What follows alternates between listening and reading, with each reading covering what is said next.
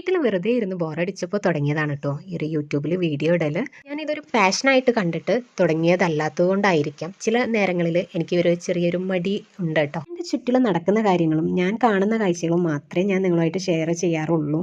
ഒരു video update ചെയ്യാനായിട്ട് പുതിയ കണ്ടന്റ് ക്രിയേറ്റ് ചെയ്യലോ കാര്യങ്ങളോ ഒന്നുമില്ല. എൻ്റെ ഒരു നോർമൽ ലൈഫിൽ എന്താണോ നടക്കുന്നത് അത് മാത്രമേ ഞാനിവിടെ ഷെയർ ആക്കുന്നുള്ളൂ കേട്ടോ. അത് കണ്ടിട്ട് ഈ ഒരു വീഡിയോസ് എല്ലാം ഇഷ്ടപ്പെടുന്നവർ എന്തായാലും ഒന്ന് സപ്പോർട്ട് ചെയ്യണം.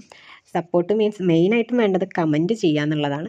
നിങ്ങളുടെ ഓരോ കമൻറ്റ് കാണുമ്പോഴാണ് നമുക്ക് കുറച്ചുകൂടി മോട്ടീവ് ആവുക, ഒന്നുകൂടി നമുക്ക് എന്താ ഇമ്പ്രൂവ് ചെയ്ത് ചെയ്യണമെന്ന് തോന്നുക പോലും നിങ്ങളുടെ ഓരോരുത്തരുടെയും കമൻറ്റൊക്കെ കാണുമ്പോഴാണ് കേട്ടോ. പിന്നെ നോർമൽ ലൈഫിൽ ഇപ്പം പക്കാ നോർമൽ എന്ന് തന്നെ പറയാം. ഒരു ആർട്ടിഫിഷ്യലായിട്ടുള്ള ഒരു സംഭവങ്ങളും ഇല്ല.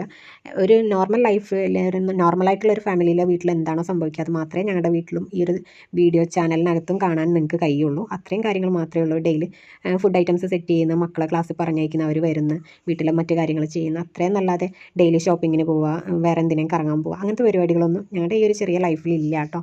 ഇല്ല എന്നല്ല, ഉണ്ട്. എപ്പോഴെങ്കിലും ആ ഒരു സംഭവങ്ങൾക്കായിട്ട് നമുക്ക് ഇറങ്ങാൻ പറ്റുന്നുള്ളൂ.